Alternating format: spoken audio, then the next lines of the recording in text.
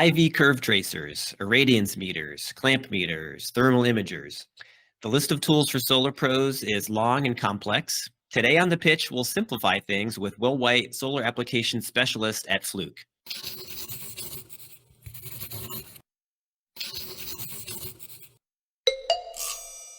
Let's start with the PVA 1500 series IV curve tracer because it's Fluke's newest product. And you launched this after acquiring Solmetric last year, which specialized in higher voltage tools. The big thing for us was the ability to bring in the knowledge of the Solmetric team. As you mentioned, they've been doing IV curve tracing for years, very highly skilled, really knowledgeable. All those Solmetric employees that were there before the acquisition are now Fluke employees, so we've added their knowledge to the team. And then the other benefit is the ability for the Solmetric product to access our distribution network. They had very limited sales outside the US. Fluke is a multinational company. We're in basically every country around the world. I was just in India last week meeting with our solar customers there. You already had a really great 1000 volt IV curve tracer with the SMFT. So the PVA 1500 is then a blend of Fluke and Solmetric know-how. And I was wanting you to explain kind of like what stands out about it, or what did you change compared to what Solmetric kind of already was offering? Yeah, so for users who are familiar with the Solmetric product, basically everything is the same from their point of view, other than the aesthetics of the new nice gray Fluke case. We did make some subtle changes to the electronics in the PVA 1500HE. That's why it's the 2 model. It allows it to absorb higher inrush current than the previous design. It's a problem that's not talked a lot in IV curve testing, but high efficiency modules have a high capacitance. So when the IV curve test starts, there's a large inrush current to the tool. Some tools like the SMFT 1000 will see that inrush current as an overload, and they'll stop the test to prevent damage to the unit. And that's above about 19% efficiency.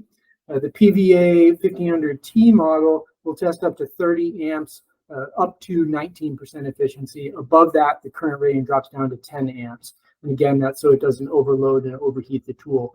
The PVA 1500HE is specifically designed for high efficiency modules. That's a big differentiator in the market. It can test any efficiency module up to the full 30 amp rating. So that's where it really shines compared to a lot of other tools. So moving over to the SMFT 1000 multifunction PV tester performance analyzer, which has IV curve tracing. Besides that voltage range difference, what is it doing that the PVA 1500 isn't doing?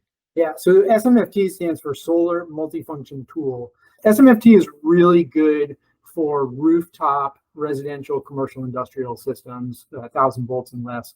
It's significantly smaller than the PVA products because of the way it does IV curve testing. And so it's really easy to bring up on rooftop systems, whereas the PVA is significantly bigger.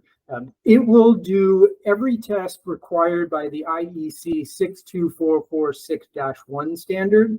That's a standard that's used in a lot of European countries. It's a legal requirement where they have to test that standard and report out. And so the SMFT 1000 has a visual inspection checklist that follows some about 60 different points that have to be visually inspected. Simple pass fail, save it to the tool, report it out later so you don't have to hand write lists. It will do insulation resistance testing. It will measure bonding, so making sure our metal parts are electrically connected together, like module frames, racking, ground rods. It will do the IV curve testing. It will test voltage, polarity, short circuit current. It will measure power, so you can measure DC power, AC power, and it will calculate inverter efficiency.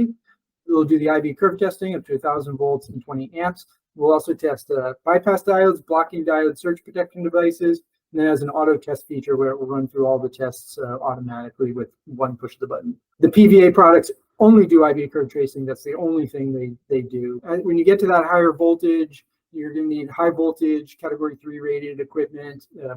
So you'll have multimeters, clamp meters, insulation resistance testers, rated for that higher voltage that can do more than what the SMFT can do. In solar these days, given the expanding workforce, maybe the less expertly trained workforce, having a tool that technically does the job might not be enough, So are there, you kind of got into it, but are there features that make sense or make things easier for a novice or to train someone while also avoiding, errors that kind of come with a less expertly trained worker? That's absolutely the case. I mean, when I started in solar in 2005, the operations and maintenance technicians were typically the most experienced installers and electricians moved into service. Now the demand is so high for those roles that they're hiring people who are coming from fast food service and are now getting into solar. When we designed the SMFT 1000, we really intentionally made it easy to use for new technicians. So the SMFT 1000 has a dial on it, and that's how you select the test you're doing. Anywhere you go on that dial, if you push the info button that's right on the front of the tool, a diagram comes up that graphically shows you exactly how to set the tool up. Makes it very simple for technicians in the field. So it is a very intuitive to use tool, and we're working that into all of our new products as we release them as well. So then next, moving down the tool belt, we have the IRR2-BT Solar Irradiance meter. What differentiates a solar irradiance meter? Yeah, most irradiance meters are used either for very quick spot checks, or they're used in conjunction with an IV curve tracer to measure the environmental conditions during the IV curve trace. The IRR2 can be used individually, so you can use it to measure irradiance, temperature, tilt angle. It will also measure magnetic orientation. It pairs also with the SMFT 1000, has a Bluetooth connection there. And then the PVA products have the Sol sensor, which measures irradiance, temperature, and tilt angle. That Wi-Fi connects. So the real big difference between those two models, at least, is that the IRR2 can do magnetic orientation. It will also data log. If it loses connection to the SMFT 1000, it will continue to log the environmental conditions. And when it reconnects, it will correlate the data log with the timestamp on the test. Next, we have solar clamp meters. What are the key points of differentiation among clamp meters? With clamp meters and multimeters, and really all test tools, the category and voltage rating is key. The solar array is considered a category 3 environment. When we're working on the AC side of the system close to the point of interconnection or between the inverter and a transformer and a utility scale system, that's considered a category 4 environment. And that has to do with the risk of transient voltage surges coming from the utility or from the source of power. When you're looking at clamp meters, multimeters, you need to have a category 3 rating with a voltage higher than whatever you're testing on, typically 600, 1,000, or 1,500 volts. On the AC side, you're looking for a category 4 test tool with the voltage higher than you're at. So we have the 393 clamp meter. We specifically designed it for the solar industry. It's category 3, 1,500 volt rated, category 4, 600 volt rated. The last tool I wanted to add to our tool belt today is the infrared camera. What's important to know about this one? Yeah, thermal imaging is such a great test in the solar industry. You're able to very quickly identify things that would take much longer to find using other test tools. So the real big differentiator in thermal cameras is the resolution of the image.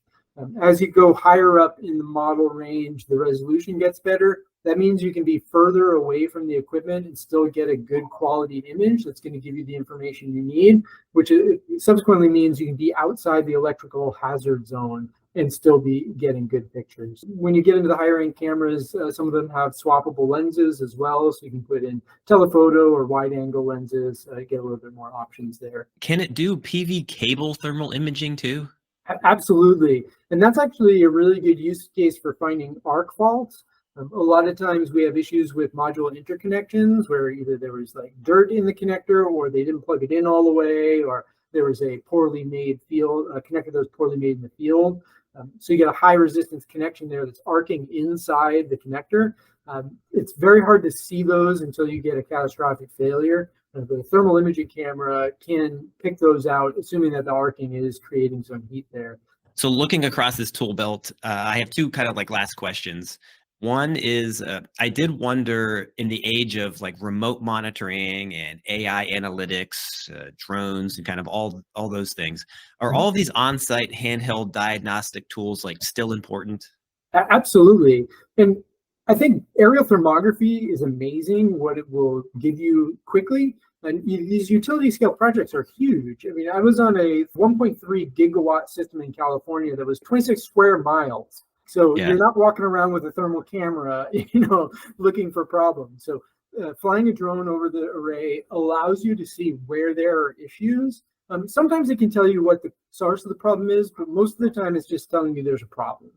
So you still need the technician with the handheld tools to go to that location, do some root cause analysis, figure out what's actually causing the problem. Even though that AI, drones, things like that are absolutely going to save us time, we still need the technician in the field to do the final diagnosis and the repair work. Very good. And two, it seems like there is value in sourcing all of these tools from Fluke because of how they connect to one another, and the cloud. Kind of, you mentioned that as we were going along there. What are some ways for solar technicians or O&M teams to take advantage of kind of the interconnectivity that you have there? Well, with the acquisition of Solmetric, there is essentially no test in the solar industry that Fluke does not have a solution for. So clamp meters, multimeters, insulation resistance testing, thermal imaging, IV curve testing, even our network products that we have a lot of data in utility scale projects, both fiber and copper, and we have tools to diagnose problems with that as well. So the benefit is you've got one source of tools. Fluke has a excellent reputation for safety. You can get all of your products from one source. And so working with one distributor that can handle all the products. You also have one source for service and calibration, which is quite convenient. On the software side, that's we're developing software that will eventually connect together. That's the hope, so that you'll have kind of one source of truth. Right now, we're working on upgrading software, adding new features to it, making it much easier for technicians in the field so they don't have to take measurements, write it down by hand, transpose it to a digital format. It just goes to digital. That's the goal. Again, kind of thinking on the expanding workforce and all that, the ability to maybe catalog things in a more streamlined way to avoid miscategorization of things, or maybe just in terms of an oversight, the more experienced teams can maybe hang back and maybe look at the reports from people in the field and more instantaneously. Does that kind of make sense and kind of what you're envisioning for kind of modern O&M? Yeah, absolutely. I mean, we hear from our customers that they're spending 20 to 40% of their day in the office just transposing data. So that's not good for anyone. That's a huge waste of time. I've even heard customers say they're getting information from their O&M contractors, and they're literally scribbling the date out on the sheet of numbers and just putting a new date on and resubmitting it. It's like, come on, obviously that's not good best practice. So having that ability to take the data, put it in a digital format immediately, right from the measurement, get that out into whatever format they need it in, that's the direction that we're trying to go for sure. Combine that with kind of the other tools that we mentioned, that's emerging, the AI, the drone. There's this is all going to add to the efficiency, of a well-run solar plant, and all good stuff. Yeah. Well, hey, Will, thanks for taking the time, filling that solar tool belt, and making the pitch today. Absolutely. It's great talking to you, Chris. Have a great day.